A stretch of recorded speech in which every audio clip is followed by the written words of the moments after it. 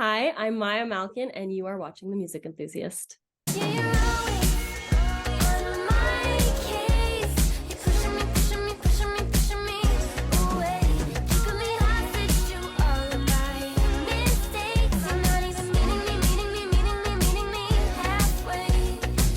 Hi, I'm Sahara from Music Enthusiast, and today I'm here with Maya Malkin. How are you? I'm good, thank you. How are you? Very good. This is an amazing start to my morning. So, how's your morning been so far? What have you been up to? Oh my God, I've been cuddling with my cats. I was lying on the ground, just rolling around with one of them, and made some coffee, ate some hash browns. It's really been a chill. Well, I guess I did one voiceover audition, but otherwise, it's been a chill morning. Okay, amazing. And your cats, like, are they both cuddly or does one just hate people? Oh my God. No, these are the best cats I've ever had. They're brothers and they are like both so sweet and cuddly. They're kind of in different ways. One of them is like really suckly and like a big baby and wants to like be on you all the time. And the other one just like has very specific moments where he wants to cuddle, but when he wants to cuddle, it's like hard. Like he will like be like sprawled on you. And he's only 6 months old, but he's huge. So it's like, I think he's going to be a massive cat, Yeah. Oh my but God. they're very cute. Yeah. Oh my God, they are. They're adorable. Um, I could even grab one if you want to see yes, please. them. No way. Oh, It's they're so cute. This one's Chai, so this is the suckle baby, and so this one's London. This is the big boy. they're They so cute. really don't want to be here right now, though. So bye. I tricked them with treats because they're both under the bed. So they're like, what? Amazing. No, that was fantastic. I think I asked you this last time we spoke, but what's your fondest musical memory? There's so many. I mean, most recently, like I just did my album launch, so Yeah. that is like a pretty core musical memory for me now because I was like in a room full of essentially like all my family and all my friends and like the accumulation of what's been like 2 years of work. And even my mom was like, we're driving to Toronto. And I was like, what? Like, I'm going to do a Montreal launch. Like, why? You don't have to come here. And she was like, no, we're coming. And I was like, okay. So she got in the car with like my cousins and this guy named Austin, who's also kind of like an informal cousin. I don't know, it was just such a lovely crowd. And afterwards, I was talking to some friends, and one of them was like, you really had everybody captivated. And I was like, yes, but also that's a two-way street, right? Like everybody in the room was willing to like give me their attention, and everyone, it was just like such a lovely crowd. So there's that. Oh my God, that must have been insane because it wasn't so recently, but you sort of recently moved there. So what's it been like in Toronto? Yeah, I've been here for 2 years now. It's so different, like so different, but it's very interesting. I would say there's definitely pros and cons. Like I think in Toronto, I feel sometimes a bit overwhelmed because there's so many things happening all the time.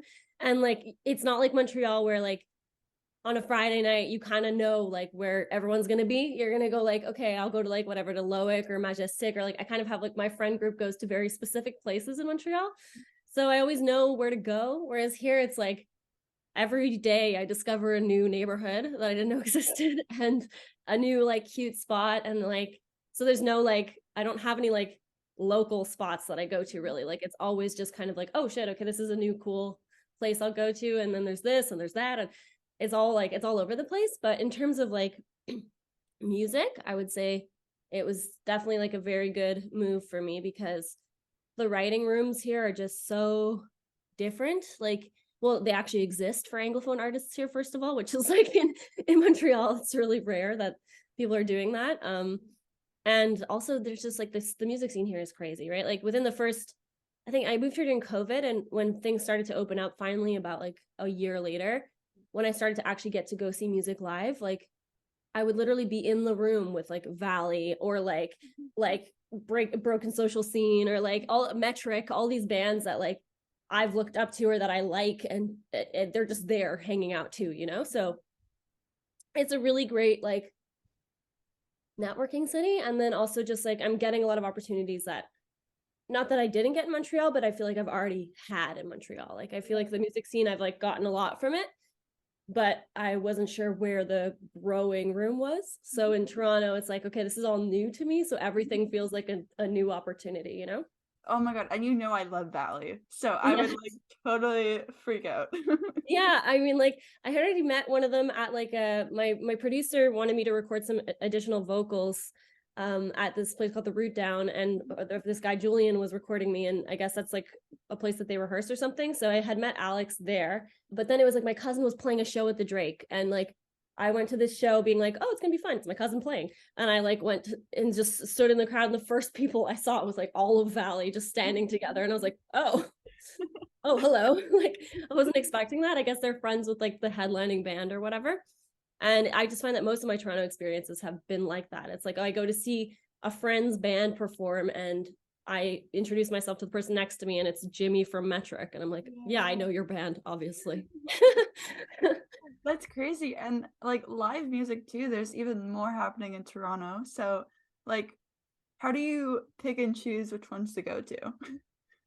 I just like, I guess I just like follow my gut to a certain extent. I mean, a lot of artists that I love live here. Like, I Yeah. love like Alex Porat and all those like kind of pop girlies. So I'll like go see that unprompted. Like, even though I don't know her personally, like I'll buy a ticket and I'll go, you know? So I'll go see stuff like that, like people that I actually like. And then I'll also just like, if a friend is playing, I'll try to make it out. Or if they're, even if they're just playing with a band that I've never heard of, they're playing guitar or bass or whatever, you know, like Yeah. I just think like there's so many people to meet and so many like opportunities to just like I don't know befriend new people. So and yeah, in Toronto it's like it really does become like it can be a lifelong music connection. Like you can so many people have ended up playing in my project because of stuff like that, or when I need somebody to if my drummer's gone or something, you know, it's like really easy to kind of just boom boom boom boom.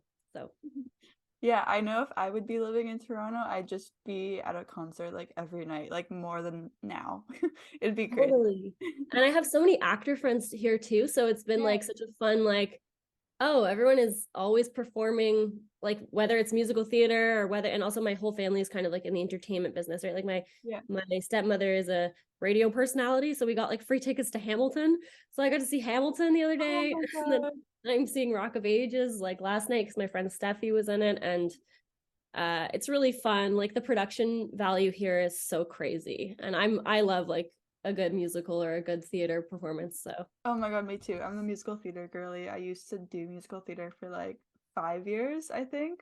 Yeah. no way, it's Yeah. my dream to be in Hairspray.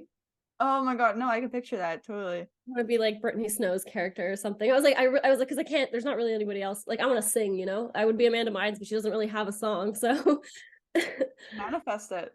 manifestation. Yeah. Here we go. But any musical, honestly, that's a goal for me too. I love musicals so much. Yeah. Okay. Next 2 years, done. We're doing it. And one more question about Toronto. Like, what are your favorite spots right now? Whether it's like thrift shops, venues, whatever.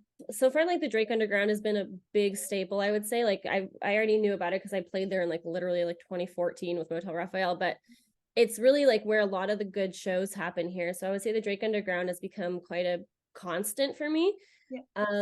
Where else do I go? I mean, some coffee shops like I can't even remember what it's called, but there's this coffee shop that's underneath Universal Music Canada in Toronto that my friend and I go to all the time. If I just like check our text messages, I'll figure out what it's called. But they have like really amazing like soups and like little Ooh. treats. Oh, it's called Arvo Coffee. So we've been going there. I really like that spot. I'm like kind of gross. So I like Bombay roti. Like that's like in Lee's Palace. Apparently it's like not a good roti, but it's my favorite one because I'm like more about the sauce and less about the chicken when it comes to like butter chicken, which apparently is not anyone else's. Like everyone else likes to have more chicken, but I like that there's less chicken. So that's I like Bombay roti. Yeah, I don't know. Like I said, I kind of like there aren't too many staples. My parents live in High Park here, like my dad and my stepmom. I really love like Roncesvalles area. There's so many cute little like thrift shops on that street, and Queen Street too. I mean, I love like the Black Market and all that. Like those are classics. Yeah. Yeah, I mean, I also worked as like a style assistant for 9 months for the Social and eTalk, so I've become a bit of a mall rat. Like I love the Eaton Center and I Okay. love Yorkdale. Like I feel like it's like it's outside, but it's inside. I don't have to be cold. I don't have to wear a jacket. And like, there's something about the mall that feels very like cathartic to me. I don't know why, but those are kind of my go-tos right now. Awesome. Yeah. You recently released your debut album. Congrats again, called Congratulations. Yes, thank you. It is so beautiful. I've literally been listening to it on repeat. So, how's this like week or two of release been so far? Crazy. Oh my God. I knew that releasing an album is like, oh, people are going to listen to it, but like people are really listening to it, you know, and everyone's like reaching out to me and just being so nice. And like, I guess I've been sitting with these songs for so long that like, I'm like, yeah, it's the songs. And also like they've been out, like 5 of 8 of them are already out or something. So I just kind of was like, hey, we just have to get it out so I can do the next thing. Cause it's like not even that big of a deal. I was like, we only have like 3 songs coming out on the album that people haven't heard. So who cares? Let's just put it out. But like the reaction has been just so lovely and so touching. And I am excited to keep writing music, and like because I have a grant for like my second album already and stuff. So I'm going, but and I'm like gearing up for the next 3 releases as well. But yeah, this album is very special, and it just like takes me back to a lot of I have a lot of like Edmonton like scenery attached to it because it was recorded in Edmonton. And so it takes me back to those moments of like when I was recording it and just like all the feelings I was feeling then. And like Yeah. I was such an emotional wreck when I was recording that album. So like even like seriously, like I remember when I listened to it back in the car, like the sun was like setting, like the Edmonton sun, and I was just like crying. And that song's not even sad. I don't know. I just felt like such a like release of like, oh, these are all the things I've been wanting to say for the last like 3 years or whatever. Yeah. I'm finally able to just like, and it was also COVID, and so everyone was really isolated. And so just even driving across, like I drove from Montreal to Edmonton to record it. So even that felt like an adventure. And then, yeah, just the recording process in general. And Robbie is my producer, Father Bobby Townsend, and he just like really understood what I wanted it to sound like. I almost didn't have to tell him. It was like I would sing the hook and he would like start making it. And I'm like, that's exactly what's in my brain. So it just, yeah, the whole thing was really cathartic for me. As an artist looking to make it in the music industry, you don't need to sign to a major label. Trust us, we've created a better way. Enter Hard Drive, the world's first community-based record label and software with all the tools and support you need to succeed in your career. From global music distribution and a crazy beat library to custom artwork, video graphics, mixing and mastering, and community events led by industry experts on everything from music business to mental health. Get everything you need in one place. Be one of the creators that joins our growing community. Build your legacy while building the new music industry. Join Hard Drive now. Since you really just wanted to get out, like, were you nervous about it at all, or did you really think of it like the night before or something? I was really excited for it to come out because we'd been every now and again, my manager would be like, we have to wait another month or something, or we have to like push it by this because now we're going into Christmas territory and we want to give it the best like chance it can have at this, and we need that, and blah, blah, blah. And so I kept just being like, oh my God, everyone is going to get so sick of me singing about the same thing. You know what I mean? Like I kind of was just like, the story is done with now. I have other feelings about other things. Can we just get it out? Yeah. But I guess like I didn't really realize how vulnerable the last few songs were until like a few days before. Oh my God, no. I started to be like, oh, I guess people are gonna like hear this, and like, yeah, okay. So I did get like a little bit anxious, but I mean, mostly I'm just happy that it's out there and that I've like I said, the response is so good, and so many people have had similar experiences, and so I have so many like beautiful messages from people who are just like can relate, you know? Yeah. There's only like one really like sad ballad song, which is Human Being, but it stands so good on its own. Thank you. So no problem. So like it's a super sad song, and I guess it's like so vulnerable for you. So were you really nervous to release this one? Like I had teased it a little bit on socials, and it on TikTok, it had actually done better than almost any of the other TikToks I had ever made. So I was like, I was a bit nervous, I guess, but I was mostly just hoping that, yeah, like people could find some sort of solace in it and could relate to it. And I also think it's very beautiful. And Robbie and I, when we were recording the album, like we kept putting that song off because neither of us really like sad songs, because I don't not like sad songs, but I just don't like feeling sad. So both of us were like, we don't want to have a sad day today. So we kept like putting it off. But when we started recording it, you know, we were listening to like a lot of like Phoebe Bridgers and kind of stuff like that to get some like inspo for the type of production that we would do for it. And it's kind of like the choruses are pretty upbeat still. I'm realizing like the production is still quite large. So when we started recording it, we were like, oh, it's sad, but it's still kind of like driving, you know, so it didn't feel as like heartbreaking as we thought that it would. But yeah, I mean, I love that song, and I'm just happy that it's out as well. So sure, it's a bit vulnerable, but I also think that that's the point of music, right? So I connect to music that's vulnerable. So I was excited to show kind of a different side of the album, because the album is very pop at the beginning and then kind of like goes down a bit more into a serious realm, you know? Yeah. And there's also like an interlude and then like interlude, is that a word? I don't know. Yeah. So did those come last, or was it sort of just like, did it come at the beginning? I can't remember if it happened right before or right after the bulk of recording, but it was definitely like related. Like I don't even remember what, I guess the inspiration definitely came from like everything that was happening, obviously, with Britney Spears, but like I wasn't even that involved in the Free Britney movement. I was more just like really relating to what she was going through, and then seeing how other women were relating to it. And everybody that I was talking to at the time who had been either like, I don't know, in some sort of abusive situation, or who just could relate to literally the feelings of being a woman, which was so well represented in this like Free Britney movement thing. Everyone was just like either like me too, or I know somebody who has gone through something like this. And I remember just like thinking back to how we had perceived that when it happened, because I lived through it, like Britney Spears' meltdown.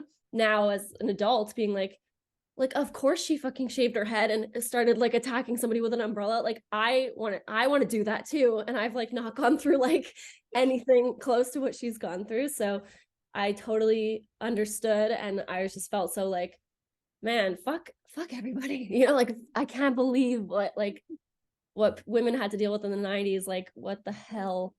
So I mean, and even before that, obviously, but so that kind of came, I knew that it was related to everything that I was saying. And it's funny because I got a message from a girl who was like so moved by that intro, being like, you know, like she was like, the album isn't, because it starts with that song, it's the album isn't just like victim expression. It's like so self-aware. Like it starts with a very self-aware, like, hey, like look at me, I'm putting myself out there kind of vibes. And I really appreciated that message, and I was like, that's actually exactly the point of that intro. So I think it was just a very good like beginner to like, hey, I'm about to sing about this, essentially, you know? Yeah. And it starts off with just your voice, like strip, nothing else. Was that, I guess that was like intentional, just to like get the like, hey, look at me. Yeah. I think it was just like, I wanted that intro to feel as isolated as I felt in those moments. And we even have like some wind sound happening at the beginning, and there's like a little siren happening, and like I was struggling mentally a lot when I was going through all of that. So I had a bit of a like mental breakdown. So I felt like I really wanted it to be like just sound exactly like that catharsis of being like confused, but also just trying to express how frustrated you are. Yeah. And what's coming next for you musically? Because you sort of mentioned something is coming. yes. Well, I have a song coming out, which I've already told you about, but I have a song coming out on the 22nd called Stop, which is very personal and precious song to me. It's been a part of my catalog for like so long now, but it never felt like the right moment to put it out yet. It's gone through a few different like production things, and we tried, when we went to like finally record it, it was like, what is the vibe of this song? Like, because when I play it live, it's so like stripped back. And then we were trying to produce it more. It was like, we didn't want to push it too hard, but I didn't want it to be too stripped back either, because I think it was fun as like kind of a more driving song. So we decided ultimately to do both versions essentially, right? So we're going to have one that's more produced and one that's more stripped back. So that's coming out in March. And I mean, that song is actually also written about somebody who passed away last year. So it's even more special now. So and then after that, I have two other songs that I've been working on with a German producer, which are way more pop than I've ever gone, but they're really fun. And after that, Robbie's coming to Toronto from like April 15th to May 15th, and we are starting work on starting to get to work on album 2. Amazing. I'm so excited. Yeah, me too. And my last question for you is, who are your favorite artists right now? I'm such a like singles girl, but I've been listening to like Maggie Lindemann's new song. I don't even know if it's new, but like You're Not Special has been on rotation so much for me. I just discovered it in the last like 2 weeks or something, and that like hook is cemented in my brain. I just keep singing it to my cats, being like, I don't hate you, I don't care, like that to all of them. But I mean, like mostly I would say like the people in rotation are like kind of what I mentioned before, like Ren for Short or like Alex Porat, or like all those women are the artists that I listen to when I'm, or even my friend Laurel or my friend Tatiana, who has a project called Tall Tale. I kind of am listening to all of these artists to be like, okay, what are they doing? Because I feel like they are the future of pop, especially for women. And so I like to like listen, and especially with my style of music. Obviously, like I love like Lizzo and Beyonce and all of the greats, but like when it comes to me writing, I like try to pay attention to other people who are kind of in the same lane. And I love like Kelsey Carter and all those people. So I'm always listening to just hear like where they're going production wise and melody wise and songwriting wise, so that I can kind of be like, that's cool, I want to do something like that too, you know? Yeah, amazing. Well, it was so fun chatting with you. And this album is Chef's Kiss.